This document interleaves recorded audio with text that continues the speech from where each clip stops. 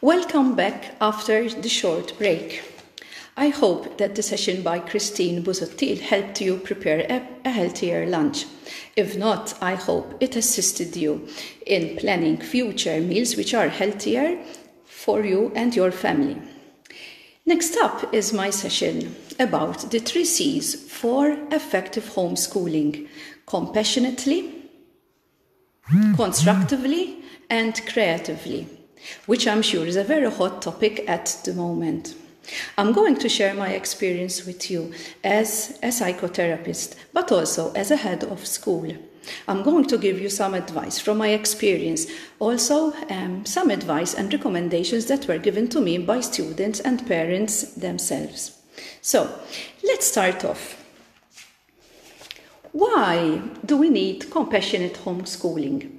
Why is it so necessary now, during the coronavirus pandemic? As you all know, the coronavirus pandemic brought with it a huge void. It was sudden. It was very sudden, and none of us were prepared for it, be it parents, being students, being educators. So, this sudden void actually created the heavy presence of several absences. What absences am I talking about? The following 4 absences. The absence of human contact, whereby students no longer could see their friends. They could no longer see their teachers. So that very important human element of human contact got lost so suddenly. The absence of structure. We were all used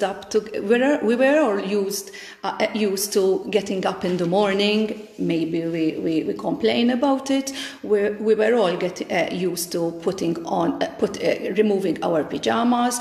We were all used to putting on our nicest clothes, some makeup, and all of a sudden all that vanished. The absence of security. Unfortunately, many households suffered a reduced income and even loss of jobs. So yes, that had a negative impact on us all. As well as the absence of nature. Why the absence of nature? The absence of nature because now we're stuck indoors more than usual. So we cannot actually go out to vent out our feelings with our friends, or perhaps for a quiet walk along the sea, or at Mizib, or somewhere quiet.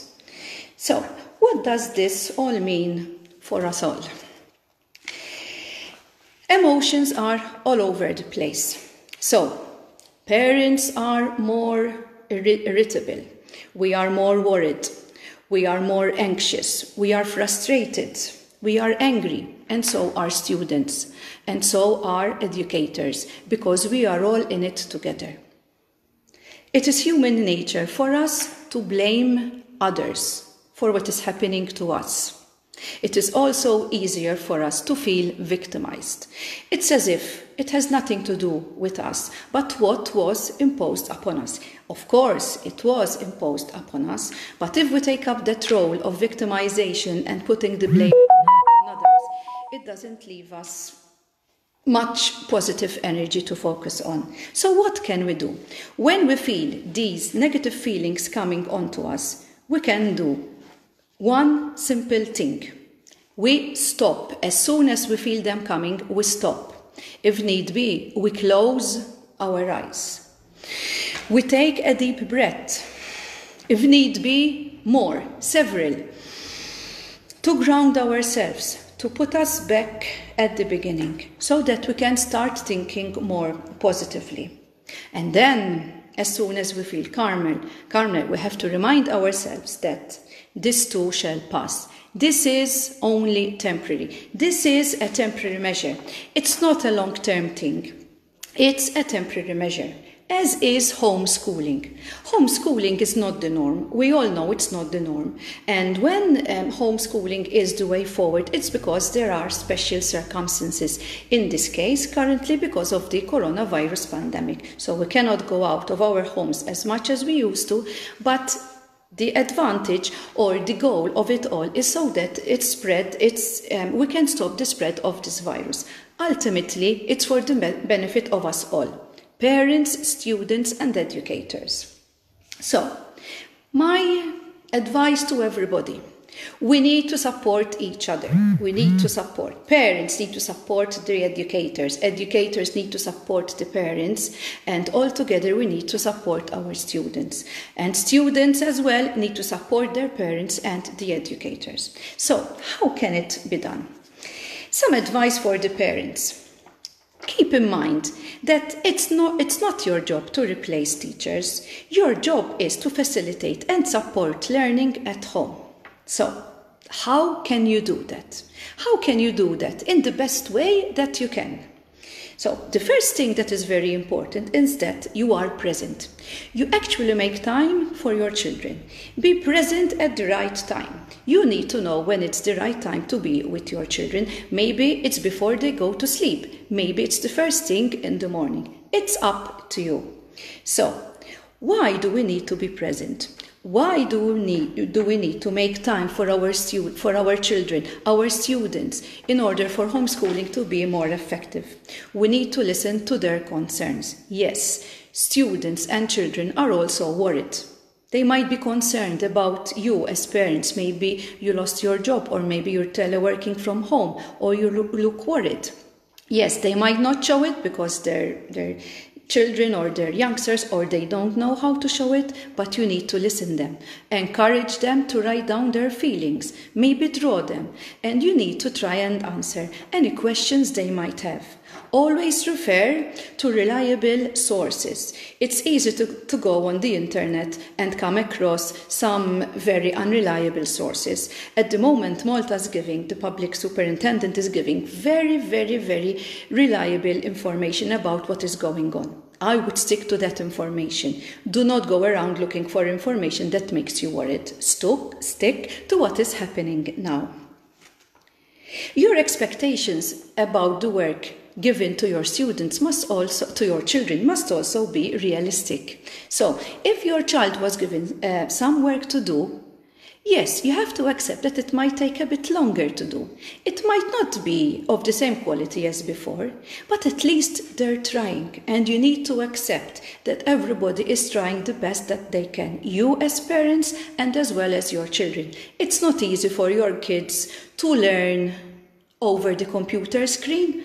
What a difference when there is the teacher facing them and giving them direct explanations, and perhaps working beside their best friend or another colleague in class. It's different. Now the students, your children, are working alone. So you need to have your expectations in the right place. And it's okay if perhaps you or your child feel lost. You need to contact your school, write an email, give them a call. The schools are ready to support you. And there are also several helplines all over Malta, even at Polaris, to seek support from. It's okay to seek support. And perhaps the most important thing that you as parents can do for your children is to use positive reinforcement. What do I mean by positive reinforcement? If you see your child working or struggling, tell them, well done. I am proud of you. I am proud of your efforts. You are doing well. I know you are trying your best. These comments help your children a lot. You might not think so, but yes, they do, and they could actually be a huge motivator for your children to start working and to continue working. And last but not least, remember to hug your children. You have the advantage of being at home now, closer to them. So yes, hug your children whenever you feel that you need to, or whenever you feel that they need to. Did you know that hugging for at least 30 seconds makes the body release those good feel hormones and you feel much better? Try it out and you see that it works wonders. Some advice for the educators. Rest assured that the majority of parents believe in you and appreciate your efforts. They know that the majority of you are parents as well. Yes, sometimes the media might be a bit too negative, but I would think that most of the negative comments are because many people perhaps are feeling helpless. Many people are feeling helpless, and that is sometimes how people react when they feel helpless and lost. Try to be positive as much as possible. What advice can I give you in this regard as a head of school? The educational material that you send over to your students, try as much as possible to make it online. So use online quizzes, fill in the blanks, wherever it is possible, use online recording.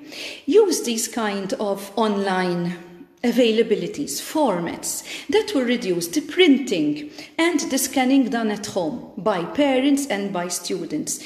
I have received a lot of concerns from parents telling me the amount of time they have to invest in printing, scanning, yes, and it does put them off trying to do your work. So if you help the parents and students at home by adapting your work as much as is possible, it will help them a great deal and you will have greater feedback.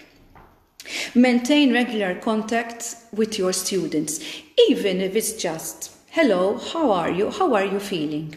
And if you notice that some students or perhaps some parents or families are going through a bad time, or maybe they're facing some challenges, feel free to refer them to the school's online free online services. Even at Polaris, they're offering such a service. There are many online services. Encourage the students and the parents to seek support. It's okay to seek support. It's very okay at this point in time. And use encouragement as well. As I advised the parents, encourage your students by using positive phrases. Well done for your effort. Keep up the good work you are doing.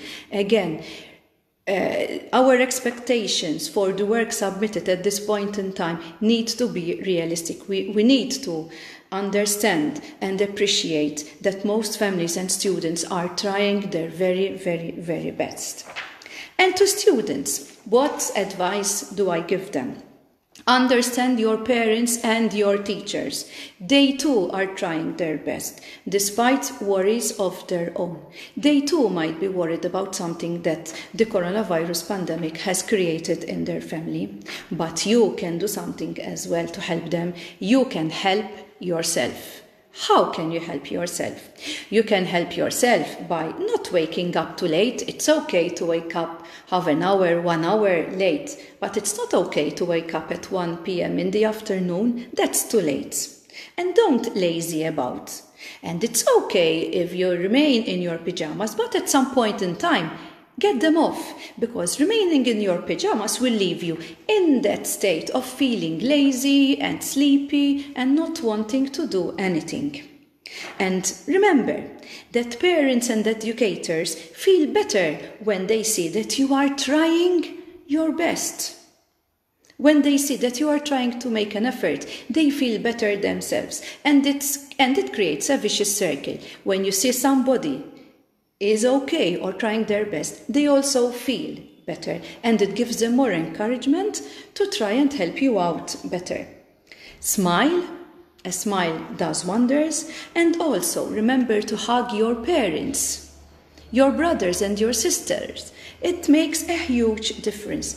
And if you're feeling stressed, or you feel lost or helpless, or perhaps there is a piece of work that you don't know how to do it, call the school, send an email, contact the several free online services available. Do not just drop everything and don't do anything. Help yourself, and you can do it. I'm proud of you, students, and you can do it. Which brings us to the next part of homeschooling. A very important part of homeschooling, constructive homeschooling. So, why have I included constructive homeschooling. Why? Because with the sudden closure of all education institutions, with the closure of business entities, cinemas, after-school activities, everything that had structure in our lives is now temporarily on hold.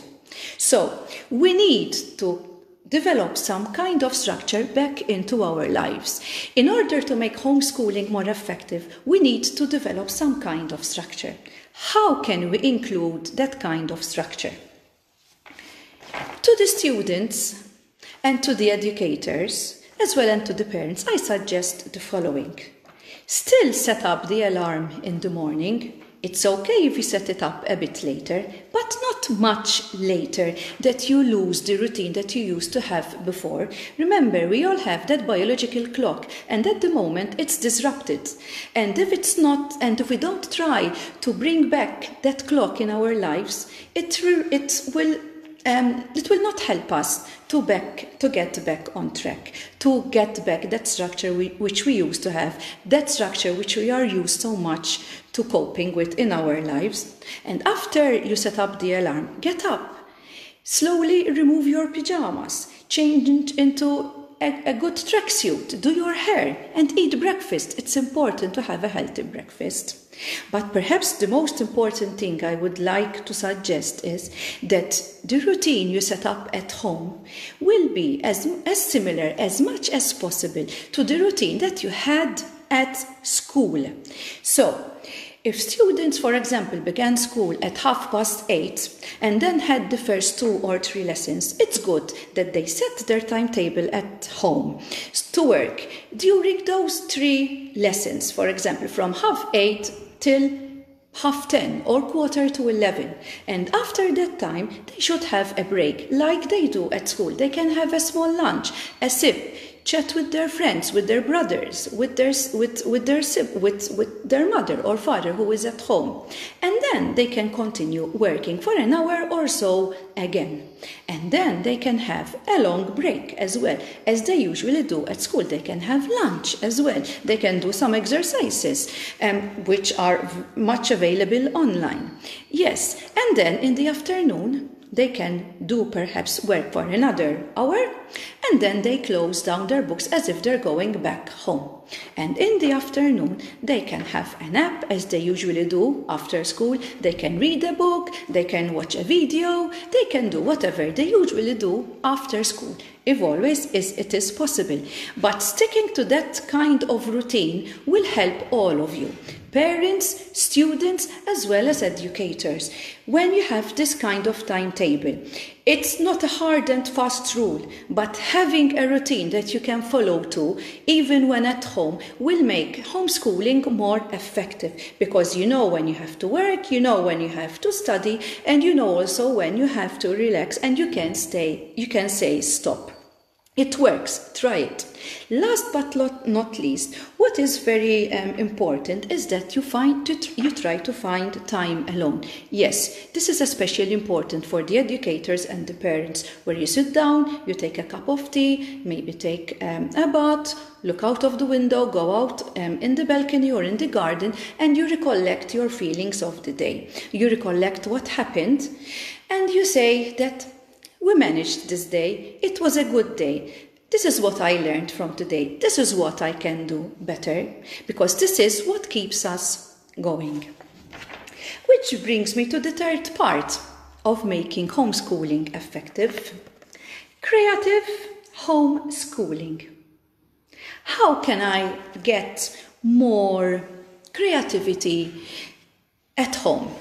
So, let us start off by giving some advice to the adults as well as educators, because I know many educators are parents as well. Remember that an active mind is usually a happy mind. So online teaching can be made more creative in this way. These are just a few examples. I am sure you have much more, but these are a few that I would like to mention. For the language subjects, maybe using recorded conversations, poems and role play at this point in time during the coronavirus pandemic, where we're literally locked up inside in front of a computer, might work better than lots of written work. Group work, giving group work to students. Yes, today there are many apps that can be used to group students together using these apps, WhatsApp, the Microsoft Teams. There are many apps that allow students to work together online. It will give them the opportunity to engage with their friends as well, and perhaps it will help them to work better. Art projects can be given by the art teacher to do at home, but they can also be used to do with the family members and afterwards to decorate your home. So while assessing the art projects, they can also have a good use at home. Home economics as well, they can give some very interesting recipes to do at home, which can be shared with the other members of the family. Design and technology and science projects. Imagine building a volcano at home together with the other family members. Imagine investigating acids like vinegar, what happens to them when they are mixed with alkalis like baking powder solution, and we see what happens. Planting seeds at home. There are many things that can be done from home as well, and with much fun. Music can be used for exercises as well as for meditation. How about trying meditation at home? And physical exercises. There are so many online physical exercises going on. They are so interesting. I admit there are some exercises I'm trying now at home which I never did before. And what about the humanity subjects, geography, social studies and histories? There are so many virtual museums online at the moment. Planting seeds, online videos in which students can give constructive feedback instead of written. They can give it back video or via a recording, as well as the PSD and ethics and religion projects. How about students sending messages to people in the elderly and the elderly at homes, which I know has already been done? How about sending some positive messages to our closest relatives or friends who might not be feeling too good? And to all the educators and the parents at home, now might be the time, perhaps, to try out some yoga, some meditation, some drawing. Yes, we might have some more time at home to spend, but this we can use to our own benefit to improve our quality time, even cooking, even games with our family.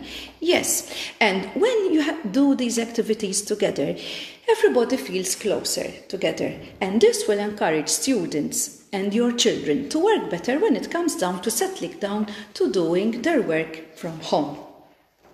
I would like to end this part about creative homeschooling by a quote by Albert Einstein.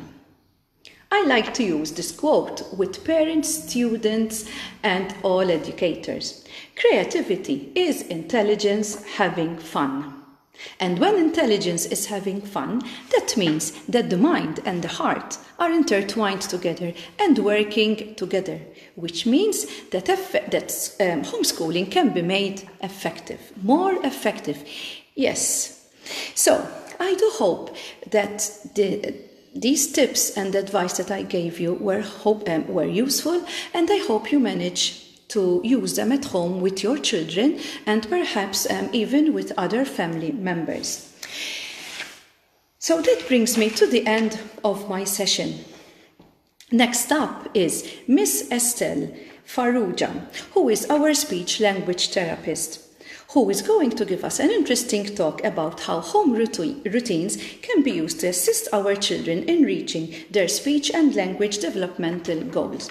May I end this session by reminding you that if you require further advice or tips, which I can give you about homeschooling or perhaps how to make it more effective, please do feel free to contact Polaris via their Facebook page, email or WhatsApp group. And I will be more than happy to help to assist you. And yes, if you can and if it is possible, any donations would be would really help out. Okay, because Polaris is doing a great team and we would like to continue to offer these services to you. Thank you for your time and thank you for listening to me. I hope I see you again soon. Thank you very much. Have a good afternoon.